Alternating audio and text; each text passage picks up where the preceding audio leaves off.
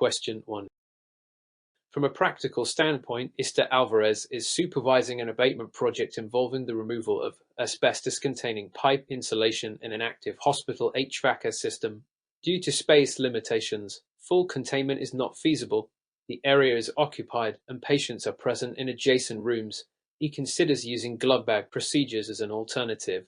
Which step must Mr. Alvarez take first before beginning glove bag removal? A. Verify the availability of Type C supplied air respirators for all workers. B. Ensure pre-removal air monitoring has been completed with PCM. C. Receive approval from the facility's environmental health and safety officer and ensure area isolation. D. Notify OSHA and EPA for site inspection prior to glove bag use. Answer. Correct answer. C. Explanation. Before glove bag removal in occupied areas, area isolation and approval from S personnel is mandatory per 29 CFR 1926.1101 G5 and AHRA requirements. OSHA does not require pre-inspection by regulators for glove bag use, nor is PCM required before work starts. Type C respirators may be used, but procedural approval and containment measures take precedence to ensure safety in occupied settings. Question 2. Taking into account the characteristics of asbestos, which of the following best explains why chrysotile remains the most commonly encountered form in HVACR systems despite being less biopersistent than amphiboles? A. Chrysotile fibers are shorter and less likely to cause mesothelioma. B. Chrysotile is chemically resistant and has higher tensile strength. C. Chrysotile was cheaper and more flexible, making it ideal for HVACR duct gaskets and mastics. D. Amphiboles were banned earlier due to stronger regulatory pressure. Answer. Correct answer. C. Explanation. Chrysotile, a serpentine asbestos, was favored in HVACR systems due to its flexibility, affordability, and ease of mixing with adhesives, particularly in mastics, duct wraps, and gaskets. Although less biopersistent than amphiboles, it was widely used due to manufacturing advantages. See EPA, AHRA, and NIOSH publication on A usage in commercial HVAC applications. Question 3. Under the assumption that a worker on an abatement project develops symptoms of asbestos-related illness, which action is the responsibility of the supervisor under medical surveillance requirements? A. Refer the worker to a specialist chosen by the contractor. B. Immediately remove the worker and notify OSHA without further review. C. Ensure the worker undergoes a medical examination by a licensed physician at no cost. D. Postpone action until the worker files a formal health complaint. Answer. Correct answer. C. Explanation. OSHA 29 CFR 1926.1101 M mandates that supervisors ensure medical surveillance is provided at no cost for workers exposed to airborne asbestos above permissible exposure limits (PELs) for 30+ days a year. Medical exams must be conducted by licensed physicians, and postponing or selecting a specialist without consent violates worker rights and supervisor responsibilities. Question 4. While examining air clearance protocols post-abatement, which step is legally required prior to allowing reoccupancy of an asbestos abatement work area? A. Negative air pressure systems must run for 12 hours continuously post-cleanup. B. The area must pass a visual inspection and meet clearance air monitoring criteria. C. Waste must be removed and transport logs submitted. D. All workers must exit containment before initiating air sampling. Answer. Correct answer. B. Explanation. EPA, AHRA regulations and OSHA standards require that visual inspection and clearance air sampling, PCM or TEM, depending on setting, must be completed and pass specific criteria before reoccupancy is allowed. Merely running negative pressure or removing waste is not sufficient for legal clearance. See 40 CFR Part 763.90I. Question 5. As demonstrated by Istokolska's worksite, where multiple subcontractors are involved in HVAC renovation including asbestos abatement, confusion arises regarding notification procedures. Who bears primary responsibility for regulatory notifications? A. The general contractor overseeing all subcontractors. B. The asbestos abatement supervisor for the specific scope of vacuum removal. C. The building owner initiating the project. D. The industrial hygienist preparing the air monitoring plan. Answer. Correct answer. B. Explanation. According to OSHA 29 CFR 1926.1101 K and EPA 40 CFR 61.145, the licensed asbestos abatement supervisor or their employer is responsible for submitting proper notifications before beginning regulated work. While general contractors coordinate logistics, the abatement entity holds legal liability, non-compliance in asbestos activities. Question 6. To better understand safe removal from duct systems, which engineering control is considered most effective during the initial phase of removing asbestos-containing mastic in an HVAC plenum? A. Application of amended water and use of manual scraping tools. B. Lockdown encapsulant prior to mastic removal. C. Use of airless sprayers followed by HEPA vacuuming. D. Sealing ducts and maintaining negative pressure in the work zone. Answer. Correct answer. D. Explanation. Sealing ducts and maintaining a negative pressure environment prevents contamination of adjacent occupied zones and is considered an engineering control per OSHA hierarchy of controls. While amended water and HEPA vacuums assist, engineering controls like negative pressure enclosures are mandated by 29 CFR 1926.1101 G and are the primary barrier to airborne vibration. Question 7. The evolution of air monitoring techniques has introduced both PCM and TEM analysis, in which situation is transmission electron microscopy TEM legally required? A. When non-friable ACHEM is removed from an HVAC duct. B. In all industrial projects where PCM is unavailable. C. For clearance air sampling in schools per hour. D. After emergency response cleanup using glove bags. Answer. Correct answer. C. Explanation. ARA 40 CFR Part 763 Subpart A requires TEM for final clearance air monitoring in schools K-12 as PCM cannot distinguish asbestos from non-asbestos fibers.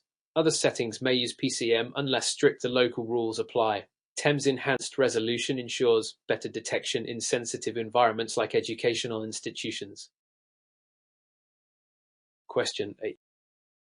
With the advent of more stringent EPA regulations, SHAFA must prepare a waste manifest for transport of asbestos debris to a landfill, which item must be included in the manifest under federal requirements. A. Volume of waste in cubic yards. B. Air monitoring report attached to the manifest. C. Signature of the generator, transporter, and disposal site operator. D. Certification of decontamination from the supervisor. Answer. Correct answer. C. Explanation.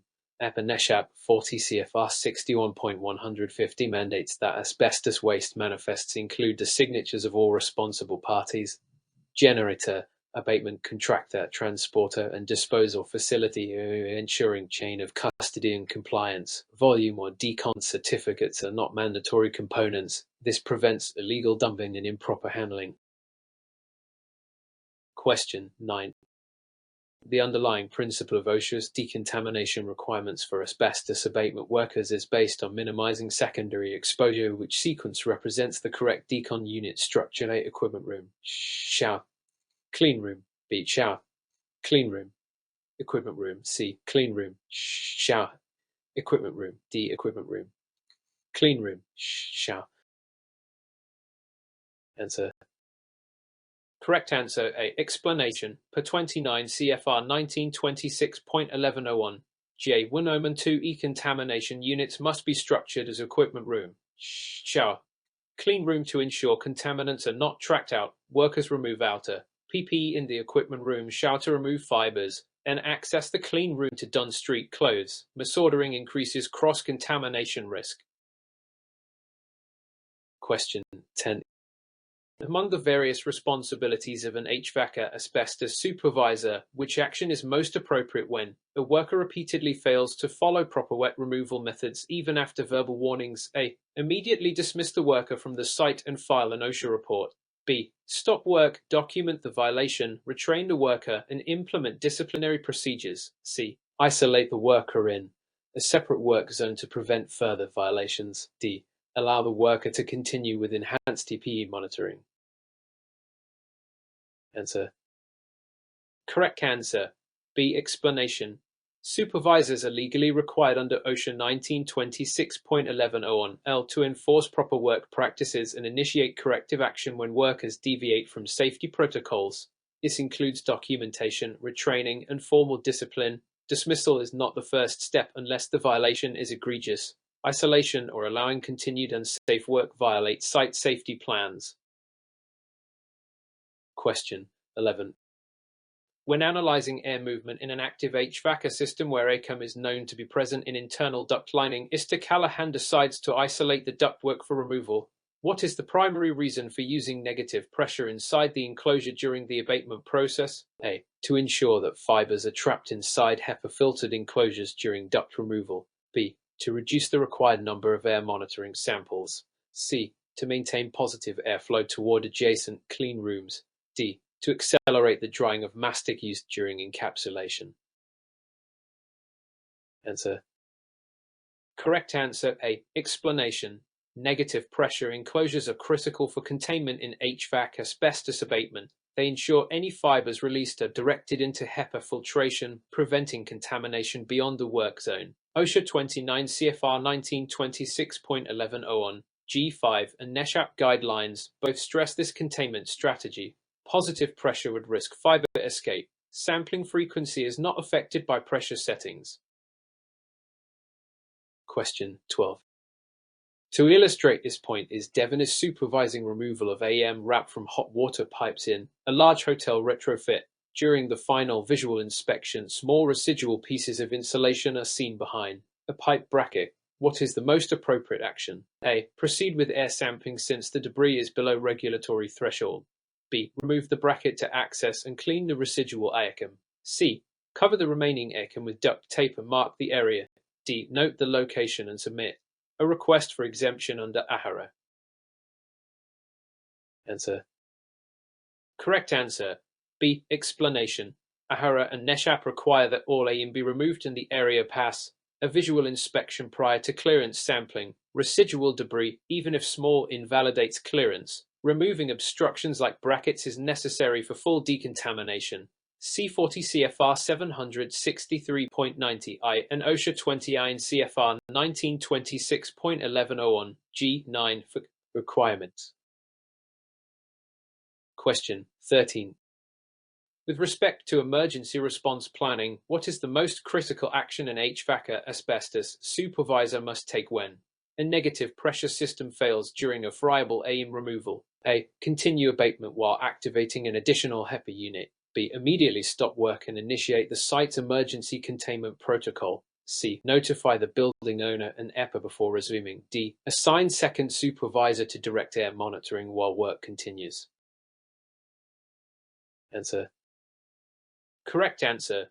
B. Explanation. A failure of the negative pressure system constitutes a breach of containment. OSHA 29 CFR 1926.1101 L and EPA NESHAP mandate immediate cessation of abatement, initiation of emergency procedures, and repair of containment. Continuing work, even with added HEPA units, risks airborne fiber release and legal violations. Question 14. Contrary to popular belief, which of the following best explains why wet methods are mandatory during most steam removal procedures in HVACR settings? A. Wet methods ensure permanent fiber encapsulation. B. Wetting reduces fiber release by minimizing breakage and dispersion during removal. C. Water activates, a chemical that neutralizes asbestos fibers. D. Wet removal allows for reuse of duct insulation. Answer. Correct answer. B. Explanation.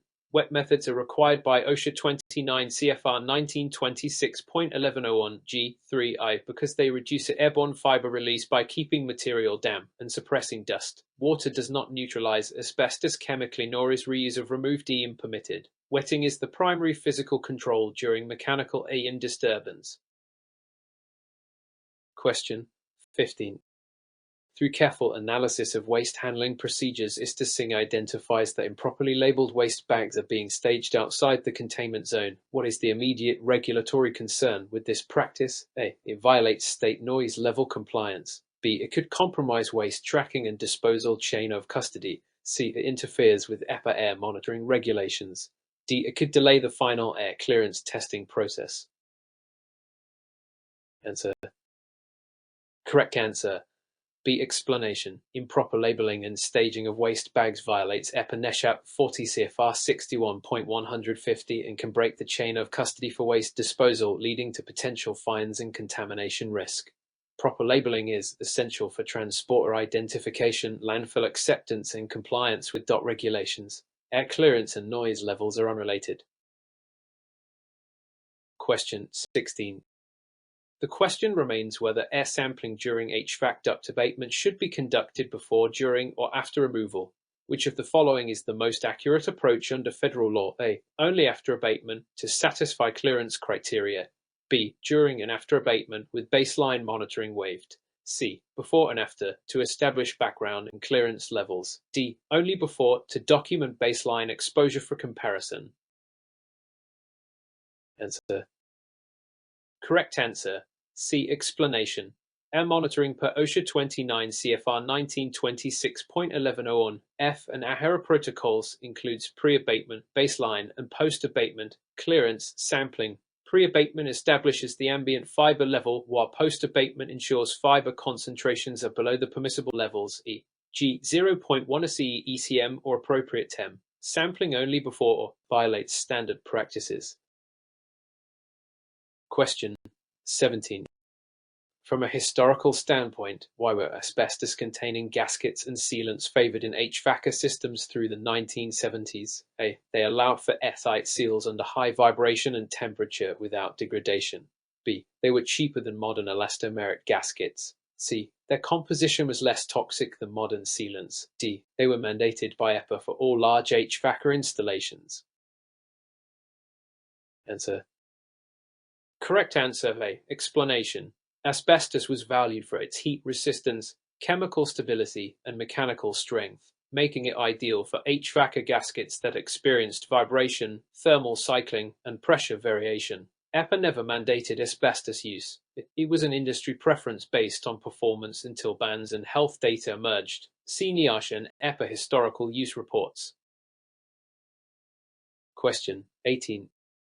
Given the circumstances, is Bartlett supervising glove bag removal of AAM on vertical pipe risers. Midway through, she notices workers tying off glove bags using duct tape rather than mechanical clamps. What is the correct supervisory action? A. Allow if no fiber release has occurred. B. Halt the task, replace the glove bags and retrain workers. C. Submit an incident report and replace only non-compliant bags. D. Allow continued use with enhanced air monitoring. Answer. Correct answer. B. Explanation. Improper sealing of glove bags violates OSHA 29 CFR 1926.1101 G5. Duct tape does not ensure an airtight seal and can lead to fiber leakage. Supervisors must stop work, replace improperly used bags, and retrain workers to prevent recurrence. This is a serious breach of containment standards. Question 19. Upon closer examination, which action is not compliant with OSHA requirements for respirator usage on an asbestos abatement site? A. Workers undergoing annual fit testing and medical evaluation. B. Supervisors storing spare respirators in the clean room. C. Employees using half-mask air purifying respirators during glove bag use. D. Workers wearing facial hair during half-mask use. Answer. Correct answer. D. Explanation. Facial hair interferes with respirator seals, rendering the protection ineffective. OSHA prohibits respirator use with facial hair under 29 CFR 1910.134 G1I. Even with fit testing, proper seal cannot be achieved. Storing respirators in clean areas and using half masks where allowed by task is acceptable with proper protocols. Question 20. Throughout the course of a multi-phase asbestos project involving removal from boiler insulation, Mr. Hernandez is tasked with finalizing daily logs. Which of the following entries is required by federal law? A. Weather conditions during the work shift. B. Worker names and exact time of lunch breaks. C. Start and stop times of abatement activities and type of AM removed. D. EPA approval reference number for waste disposal. Answer. Correct answer. C. Explanation. OSHA 29 CFR 1926.1101 N and EP and NESHAP require detailed daily logs including start-stop times, type quantity of AEM removed, air monitoring results, and PPE. These records support legal compliance and worker safety. Weather logs and lunch breaks are not federally mandated, though they may be kept for internal records. Question 21. In light of recent developments ISTA Morty is overseeing a team removing AAM insulation from air handling units in a high-rise commercial building. Midway through the job, a worker accidentally ruptures a sealed waste bag inside containment. What is the most appropriate response under EP and NESHAP regulations? They evacuate the entire building and contact the fire department. B. Seal the rip with additional tape and continue work. C. Stop abatement activities, patch the bag inside containment and document the incident. D. Remove the damaged bag immediately and replace it outside the containment zone. Answer. Correct answer. C. Explanation. According to EP and NESHAP 40 CFR 61.150 and OSHA 29 CFR 1926.1101, any ruptured asbestos waste bag must be addressed within the containment zone, not outside it. Work must pause until the breach is patched and documented in the project log. Evacuation is not required unless there's a major breach outside containment. Question 22. Taking into account federal regulations when removing asbestos-containing duct sealant, which of the following best meets the OSHA requirement for personal air monitoring? A. Monitoring must be performed on one worker per shift regardless of task. B. Monitoring is required only if the project lasts longer than 1 week. C. Monitoring must represent each worker's exposure for each distinct task and work method. D. Monitoring is unnecessary when glove bags are used. Answer. Correct answer. C. Explanation. Per OSHA 29 CFR 1926.1101, F. Representative personal air monitoring must reflect the exposure for each job task, work method, and worker group. Monitoring just one worker or skipping monitoring based on project duration violates the regulation. Glove bag use does not exempt employers from exposure assessment requirements. Question 23. From a practical standpoint, ISPA is managing an HVACR asbestos project and is preparing documentation for a post-project regulatory audit. Which document is not required to be retained by federal law? A. Final air clearance results. B. Names and certifications of each abatement worker. C. Log of daily weather conditions. D. Medical surveillance records for exposed personnel. Answer. Correct answer. C. Explanation. While daily logs must document abatement activities, air monitoring results, PPE, and waste handling, there is no federal requirement to record daily weather conditions. OSHA 29 CFR 1926.1101 N and EP and NESHAP specify required documentation. Worker certifications, clearance data, and medical records are mandatory for audit and legal compliance. Question 24. Examining the consequences of improper wet methods, a team removing asbestos-containing sealing texture in an HVAC plenum skips pre-wetting because the sealing is dry and flaking. What is the primary regulatory violation in this case? A. Violation of medical surveillance documentation. B. Violation of respirator fit testing rules. C. Violation of OSHA work practice standards for dry removal. D. Improper negative air pressure use. Answer. Correct answer. C. Explanation. OSHA 29 CFR 1926.1101 G3 mandates that air must be adequately wetted prior to and during disturbance unless impossible. Failure to wet dry flaking sealing key is a direct violation of federal work practice standards. Dry removal increases airborne fiber risk and is only allowed under strict variance and control conditions. Question 25. The core principles of respiratory protection programs require routine maintenance and training. Under OSHA rules, how often must an HVACR asbestos worker's respirator be fit tested? A. Every 2 years, unless weight changes occur. B. Once upon hiring, unless the respirator model changes. C. Annually or when physical changes could affect fit. D. Only when the worker requests it. Answer. Correct answer. C. Explanation. OSHA 29 CFR 1910.134 F requires annual respirator fit testing, and additionally whenever facial changes, e.g. weight gain loss, dental work may affect the fit. Fit testing ensures continued protection against asbestos exposure and is a mandatory component of the respiratory protection program. Question 26. As evidenced by Mr. Garcia's renovation project involving rooftop HVAC units, the abatement team must dispose of mastics and debris by truck. What is the minimum requirement for securing asbestos waste during transport? A. Double bagged in 6mm bags labeled and placed in an enclosed leak-tight container. B. Wrapped in duct tape and placed in any plastic container with lid. C. Sealed in single-layer bags and covered with tarp. D. Dumped into container with HEPA vacuum for transport. Answer. Correct answer A. Explanation. EPA NESHAP 40 CFR 61.150 and regulations require that asbestos waste be double bagged or wrapped, labeled and placed in a sealed leak-tight container during transport. This prevents fiber release during transit. Duct tape and tarps are inadequate, and HEPA vacuums are for fiber control, not transport. Question 27.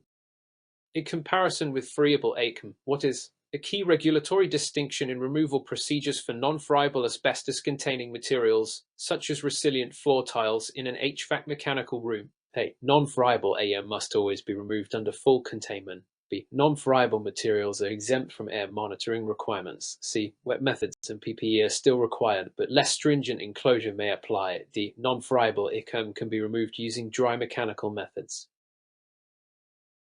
Answer. Correct answer. C. Explanation. Per OSHA 29 CFR 1926.1101 and EPA NESHAP, non-friable AEM removal still requires wet methods, PPE, and exposure monitoring, but containment measures may be reduced depending on friability risk. Dry removal is not allowed unless explicitly exempted via variance and risk evaluation. Monitoring requirements still apply if exposure is possible. Question 20. The prevailing attitude toward contractor bidding for asbestos abatement jobs requires ethical and legal compliance. What must always be included in a contractor's bid under federal regulations? A. Names of all subcontractors involved. B. Fixed price with 10% contingency clause. C. Description of containment, disposal, and regulatory compliance procedures. D. Air sampling results from previous similar jobs. Answer. Correct answer. C. Explanation. While pricing and subcontractor names may be included, federal bidding compliance under EPA AHRA 40 CFR 763.91 and industry best practices requires that abatement bids clearly state containment strategies, disposal protocols, PPE and legal compliance procedures. This protects both the client and workers and ensures legal project execution. Question 29. Across different scenarios, Mr. Lee is responsible for supervising daily safety meetings on an AIM removal project. Which topic must be addressed regularly during these meetings per OSHA guidelines? A. Local weather forecasts. B. Worker payroll information. C. Work site-specific hazards and corrective actions. D. Bidding strategies for upcoming contracts. Answer. Correct answer. C. Explanation. OSHA 29 CFR 1926.1101 requires that daily safety meetings cover site-specific hazards, changes in procedures, PPEs, and incident review. These meetings are critical for reinforcing safe work practices and updating the team. Topics like payroll or bidding are irrelevant in the context of health and safety requirements. Question 30. The most significant aspect of final project clearance in a SCU HVAC system is not just passing air sampling. What additional condition must be verified before an area can be deemed safe for reoccupancy? A. Return of tools and equipment to storage. B. Signed clearance letter from a third-party contractor. C. Complete visual inspection confirming absence of visible AirCam. D. Proof that the project was under budget. Answer. Correct answer. C. Explanation. AHRA 40 CFR 763.90 I and OSHA regulations require that final visual inspection confirming no visible ICI and debris be conducted before clearance air sampling. Clearance cannot rely solely on air monitoring. Visual inspection is a legal prerequisite.